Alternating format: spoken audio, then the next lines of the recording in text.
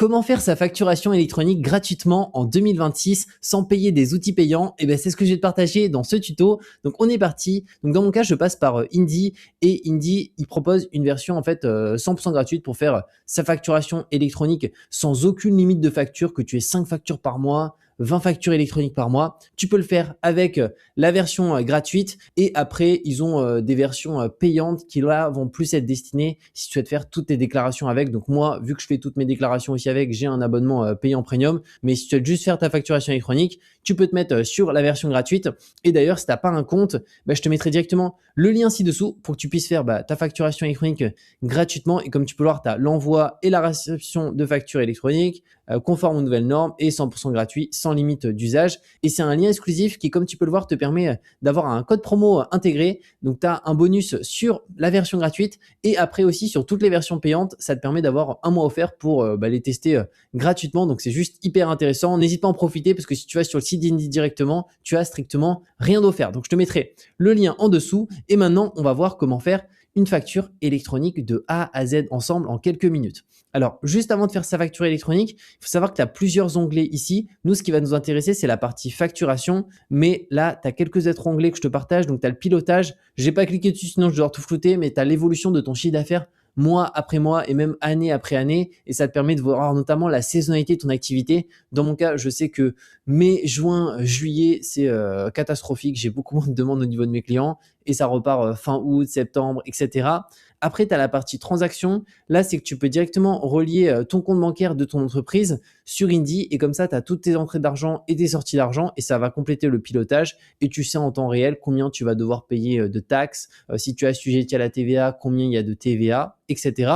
Tu as la partie compte pro ici où tu peux connecter ton compte pro. Et d'ailleurs, si tu as un compte pro actuellement que tu payes, que ce soit un Revolut Business, un Conto, un Shine ou autre, sache que Indy vient de lancer un compte pro qui est gratuit. Donc, ça fait maintenant presque un an. Moi, je l'ai rejoint quasiment à l'ouverture et c'est vraiment top parce qu'il n'y a même pas de version payante. Il n'y en a qu'un seul qui est gratuit et tu as une carte Mastercard Corporate, tu as une carte virtuelle, tu as autant de virements et prélèvements sur le compte. Donc, c'est juste hyper intéressant et il fonctionne pour toutes les structures juridiques, micro-entreprise, SASU, EURL, SAS, etc. Donc, je t'invite à ouvrir ton compte pro juste ici parce que franchement, c'est vraiment top et t'économises. Moi, ça me fait économiser, tu vois, après 200 à 240 euros par an parce que j'étais chez Conto, je payais quasiment 20 euros par mois. Et là, à faire, c'est notamment lors des périodes déclaratives avec une notification. Ça peut être concernant la déclaration d'URSSAF, l'impôt sur le revenu. Pareil, tu as une aide à la déclaration, aussi la partie CFE, etc. Et nous, on va aller dans la partie facturation. Pour ça, là, tu vas arriver sur cette page. Alors, de base, toi, tu n'auras rien en encaissé, en non payé, en retard. C'est normal. Mais au fur et à mesure que tu vas faire tes factures, tu vas avoir une partie qui va être encaissée, une partie potentiellement non payée, en retard juste ici. Alors moi, là, c'est le même client. Il y a juste un retard de 4 jours, donc je ne relance pas directement. Mais il faut savoir que tu peux relancer tes clients depuis Indy directement. Donc nous, on va aller dans Nouveau tout en haut à droite. Et ensuite, tu vas cliquer sur Créer une facture juste là. Donc, on va arriver sur cette page et la première étape dans ton cas, ça va être notamment de personnaliser le type de facture. Donc, au niveau du style de facture que tu veux, les couleurs, etc. Donc, tu peux aller dans Réglages. Tu vas arriver juste ici et là, tu vas aller dans Design du document. Donc moi, ça, c'est mon style que j'ai choisi. C'est un style vraiment simple, mais qui je trouve est très très bien. Mais toi, tu peux bien entendu l'adapter. Que ce soit au niveau du thème, donc des lignes, que ce soit au niveau de la police d'écriture, même des couleurs. Tu vois, si on souhaite remplacer, dans mon cas, moi, je mets du beige, mais si on veut mettre, par exemple, une sorte un peu de... on veut un vert foncé. Voilà, on pourrait mettre ça. Bon, moi, dans mon cas, je vais rester sur ma couleur beige juste ici. Le tableau, ça va être le style des lignes. Donc là, c'est classique. Après, tu as le contrasté, c'est une ligne sur deux grisée. Et tu as le quadrillé où ça te ferme tout. Donc moi, j'aime bien le classique, donc je reste là-dessus. Et une fois que ça, c'est bon, que tu as ton style de facture qui te correspond bien, sachant que tu pourras toujours le modifier dans le futur, tu cliques sur enregistrer juste là. Donc là, on va faire terminer. Ça nous remet sur cette page et à partir d'ici, on va pouvoir mettre nos informations. Donc là, tout d'abord, les informations du client. Tu vas pouvoir ajouter ces informations, que ce soit un particulier ou un professionnel. Donc moi ici, je prends l'exemple d'un client que j'ai déjà qui est Linkeo, mais toi, tu l'ajoutes ici, ton client. Donc là, automatiquement, il y a les informations de mon client qui vont s'afficher. Après, titre et texte d'introduction, il n'y a rien besoin de mettre. Mais juste pour te montrer où est-ce que ça s'affiche, ça se met juste en dessous, tu vois, de facture ici. Mais voilà, il n'y a rien besoin d'indiquer juste là. On fait suivant. Là, ça va être les items. Donc, les items, c'est tout ce qui est à l'intérieur et tout ce qu'on facture à notre client. Donc, moi, ici, pour l'exemple, je vais prendre ici un exemple où c'est la création d'un logo. Voilà. Donc ça se met juste ici. Là, tu peux voir qu'actuellement, j'en ai un prix 0, TVA 0, total hors taxe 0. Donc ça, on va modifier. La nature, dans mon cas, ça c'est de la prestation de service. Mais si tu fais de l'achat-revente, tu mets achat-revente ou autre.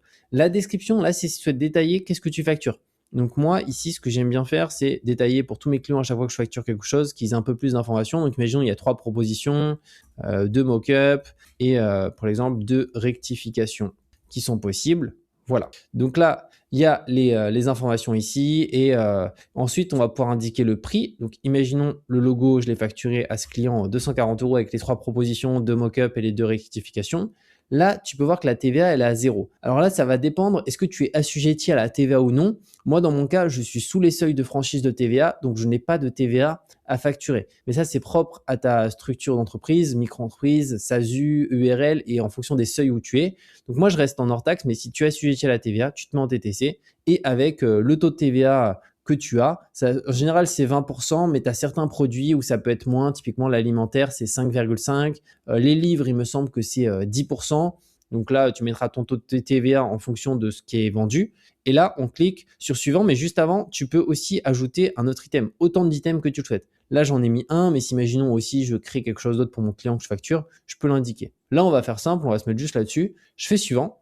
Là, ensuite, tu as le délai de paiement. Alors moi, tu vois, ça s'est mis automatiquement sur 30 jours pour toutes mes factures clients. J'ai mis 30 jours, mais toi, tu peux personnaliser. Ça peut être à réception de la facture. Ça signifie que dès que tu as envoyé la facture à ton client, il doit la payer à réception, donc dans la journée ou sinon voilà, le plus rapidement possible. Il n'y a pas de délai finalement. Ensuite, tu as 45 jours, 60 jours et tu as haute durée personnalisée. Donc moi, je vais rester sur 30 jours. Là, si tu te fais payer par virement, tu peux mettre le RIB juste ici. Donc, moi, je ne l'ajoute pas sur toutes mes factures parce que mes clients, leur service comptable, ils ont déjà mon RIB, donc ils le connaissent, donc j'ai pas besoin de le mettre. Mais toi, sinon, tu peux l'ajouter pour la première fois ici si ton client, il n'a pas encore le RIB. Et là, lien de paiement, ça, c'est hyper intéressant. C'est que tu peux encaisser directement des paiements par carte bancaire. Et au niveau des frais, c'est encore plus faible que Stripe. Tu peux voir, c'est 1,4% plus 15 centimes de commission par transaction. Donc ça, c'est vraiment top. Et pour le coup, pour activer le lien de paiement, il faut juste que tu aies un compte pro Indie. Mais bon, vu qu'il est gratuit, moi, je t'invite, dès que tu as ton compte Indie d'ouvert au niveau de la partie facturation électronique, ouvre ton compte pro directement parce que c'est hyper intéressant. Et autre condition, là, c'est imaginons, tu vois, ils ont pris des exemples concernant les modes de paiement, imaginons un paiement en plusieurs fois, des pénalités de retard en cas de non-respect du délai de paiement ou quoi que ce soit. Donc ça peut être personnalisable. Et là, tu as une facture qui est parfaitement conforme avec les termes et conditions. Cette facture concerne uniquement de la prestation de service. Dans mon cas, vu qu'il n'y a pas de TVA, il y a aussi l'article de loi qui est le 293B du CGI qui explique pourquoi il n'y a pas de TVA. Et dans mon cas, c'est que je ne suis pas assujetti. Et après, dès que ça c'est bon, tu cliques sur valider la facture juste ici. Donc là, on peut le voir, une fois la facture validée, vous ne pourrez plus la modifier ni la supprimer. Seule une facture d'avoir pourra l'annuler. Donc c'est pour ça que moi, je ne vais pas la valider. Là, c'est juste un exemple parce que en réalité, je n'ai pas facturé ça à Linkeo à mon client. Là, tu as la date d'émission que tu peux mettre. Et comme tu peux le voir, concernant la facturation électronique, avec Indie, la facture, elle est automatiquement envoyée à l'outil de facturation du client. Et c'est une facture de manière électronique. En sachant que je tourne cette vidéo avant le 1er septembre 2026, donc avant que ça soit obligatoire. Donc, au niveau de la facturation électronique, c'est exactement le même process, mais peut-être qu'il y aura quelques ajustements qui vont ajouter, mais c'est exactement comme ça que ça fonctionne. Et après, tu n'as plus qu'à cliquer sur valider juste ici. Alors moi, je ne vais pas la valider, je vais cliquer sur annuler parce que c'était juste pour l'exemple. Là, je vais faire fermer. Donc ça me remet sur cette page et là, tu peux voir d'ailleurs, elle vient de s'ajouter en brouillon. Alors je vais la supprimer juste ici, tac.